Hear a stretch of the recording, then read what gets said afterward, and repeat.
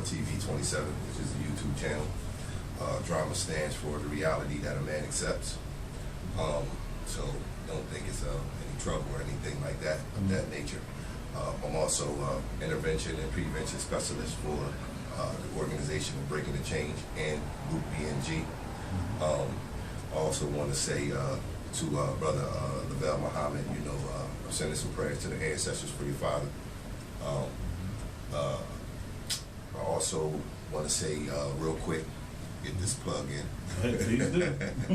I want to say to D.R.A.M.A House down in Stilton. She's running for re-election as a councilwoman. The community is definitely behind her. They want her to write in. So if you get a chance, please go out and vote for her and help her out. You know, she's doing some positive things down in Stilton. She's also the director of grief for Mothers in Charge, along with Lisa Brahanen. She is the president of the Harrisburg branch of Mothers in Charge. That's also doing good things in the community about children that lost their lives, or some of the families that lost their lives. So that was the reasoning for going to Washington, D.C. We got to meet with some powerful people down there. The United States Attorney General, Loretta Lynch. We missed Maxine Waters. We tried to get a chance to see her, but you know, we didn't get into that. But that's pretty much what I'm doing out here, you know, in the community. And I'm also a member of the LOC group committee of the Harrisburg branch for the 20th anniversary for the Million Man March. Justice Earls. Now, so tell us about the Million Man March from your perspective. Why should we go? What's it all about? Wow. Sure. Well, in my perspective, Justice or Else, I take that personal. I take it personal because not only myself has been wronged by the justice system, but there's many others that I do know that have been wronged by the justice system. As we look at the temperature of some of the things that has been going on in our communities, as far as you know, Eric Gray down there, the young lady Sandra, what's her last name? You know, it's the young lady that died in the cell down there. And yeah, I believe that's where it was. What's her name? Sandra Bland. Sandra Bland. Thank you. There's a few other people that Michael Brown. You know, it's a whole bunch of souls. As we watch as we watch this, I think we should have learned from 1991 when the world watched Rodney King get beat live on TV.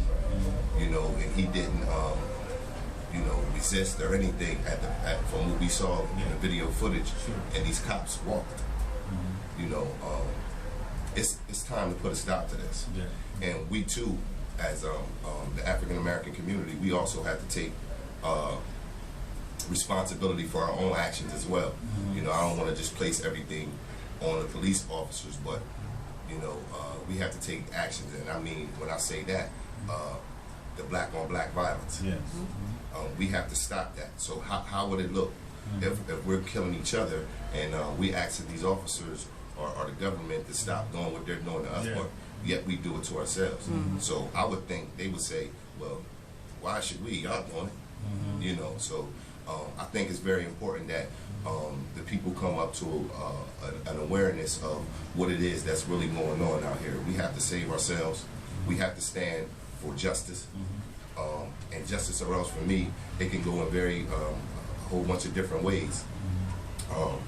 One of the ways that the brother minister was calling for, you know, he called for 10,000 fearless men and women, you know, willing to lay down their lives. So I studied that, and to me, we're at the point where it's very teetering that line where, you know, something's going to have to give.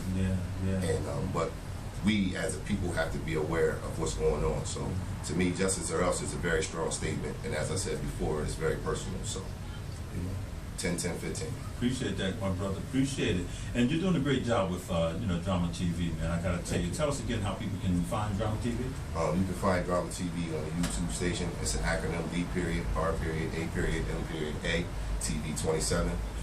It's on the YouTube channel. So what I do is I go around and I get footage of everyone that's doing something positive in the community. Because so much we see on the news that in our community they want to show the bad things that we do, and it doesn't seem like there's any hope because we don't see the positive things that's going on. Because some of the activities and events are held inside the buildings. So with myself along with Breaking the Change, the founders Kevin Dolphin and Luke B&G, D.R.A.M.A, what we do, we take action. We don't wait for the children to come to us. We go out to the children. We go out in the streets. We feed them. We teach them life lessons and things like that. And this is a constant basis. And the main thing that's important about this is we don't use any funding. We use our own money to do this. So we're not going to wait for anybody to you know, give us a hand. We're not really asking, you know, because we know it's us that has to uplift the community. I want to thank you for the Fatherhood Academy. We attend on Mondays on what's that, 3rd and Kelker. You're doing a wonderful job with that. I appreciate coming and being invited to be there because we do definitely have some family issues as a community that we have to clear up. We have to clear up some things as a family unit together. So, and that's a great place. So if some people out there that have trouble with their sons and daughters and families, make sure you get out to Nathaniel Gadsden's Fatherhood Academy in coalition with United Way. Am I correct? That's right. It's actually a United Way program where I work, you know, through United Way. But we all pull together, Life Esteem and all these organizations. But Loop, you know, D.R.A.M.A TV, and Breaking the Change, you brothers have off the hook. They're bringing in young people, doing a tremendous job. And, you know, it's the teaching and the learning that the young folks, I mean, come on, it's invaluable. So it's Monday nights from 6:30 to 8. It's all free. Anyone can come in. Brother Cruz will need to get you and your wife over there so they can see a family unit. Just come in and talk to young people in Park Sacramento. Brother Brian, Sister Muhammad, love to have the nation come in because that's what the Million Man March is all about. It's about results oriented. Okay, what do we do? You know, well, here's what we're going to do. We're going to do things like you brothers are doing, what Brother Cruz is doing, what Sister Muhammad and Brother Brian are doing. I mean, come on, that's what it's all about, you know. So it's an actual thing. Brother Cruz, jump in there, man. I know there's a lot of good stuff going in the community. What else is happening? Well, a lot of what's happening is, like I said, you know, we as people, we have a genuine desire to have a relationship with the divine. And I believe that what we're seeing with D.R.A.M.A TV, with Breaking the Change of my brother Kevin Dolphin, myself with the Fatherhood Initiative, you guys remember that he's our father. So it's essential that we have an initiative for the fathers because it's all a replica of the design of his one family. Because we all just one family.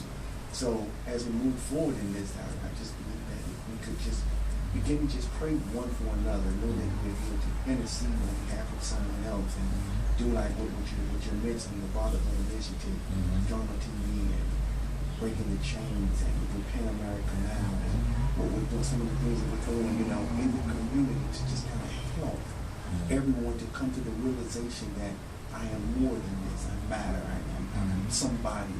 Why am I somebody? Because I was created by the Creator for this dispensation, and because I'm here, I know that I belong, and it's a great thing because I'm here because He's allowed me. This is not my air; it belongs to Him. This is not my ground; it belongs to Him. My wife told me a story about a man that had a conversation with God, and he says, "Well, God, if you can make man, I can too."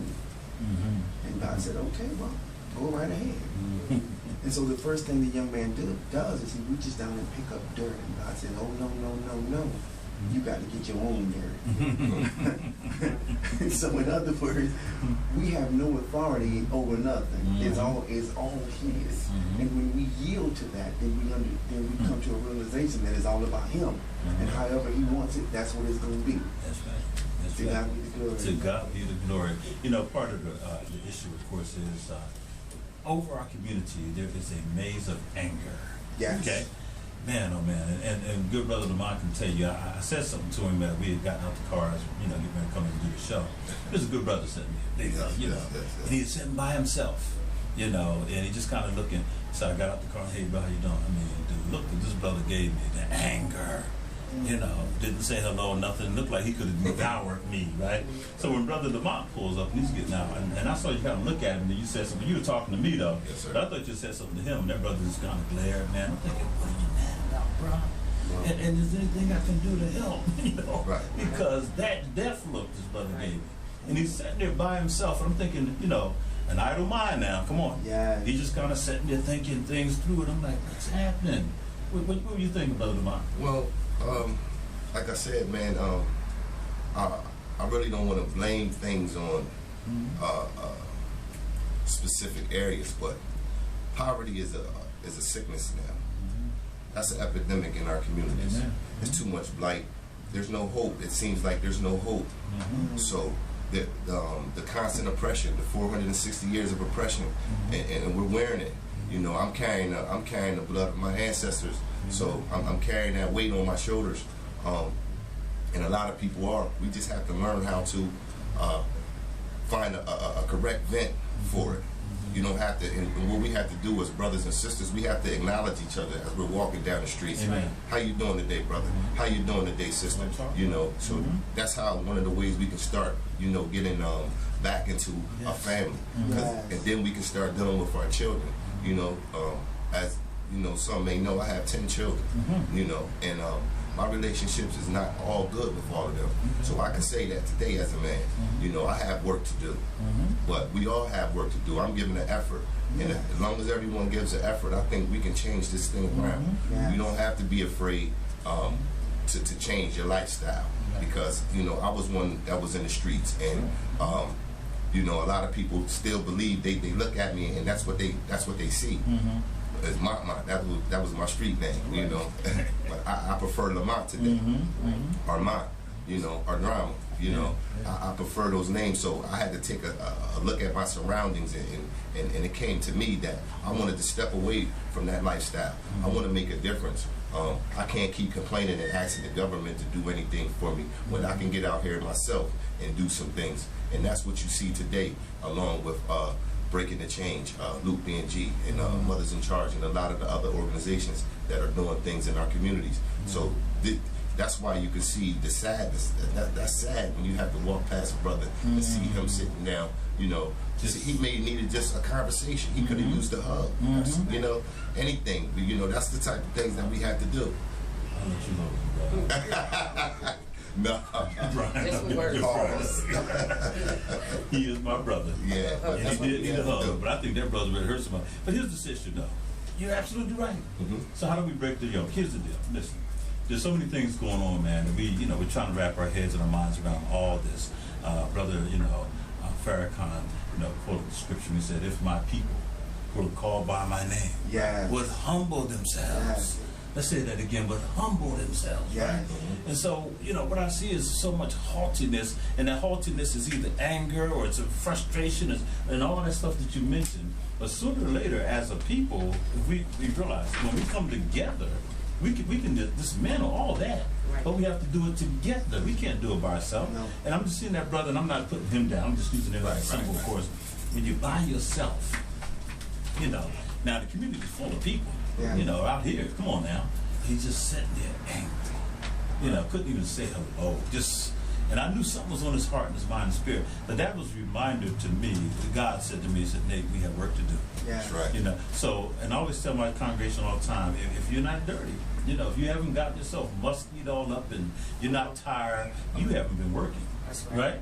I mean, if you still clean to the bone and we need dirty Christians up there, people that are willing to hug their brother. I'll never forget my man, what's in the Aaron Pryor, the great boxer. If you've seen the video, the Aaron Pryor right now is what? He is a stone cold drug addict, trying to get his life together. Did he pass? I think he passed. Oh, don't tell me he passed. I think so. Oh. Yeah, I'm an avid boxing fan. Because I don't want to be if he didn't. No, I apologize. He may have. But His I brother think was so. terrible. But the documentary showed him with Cincinnati, Ohio, Cleveland, one or two. And so they showed him in the streets, and he's like, he's a bum there.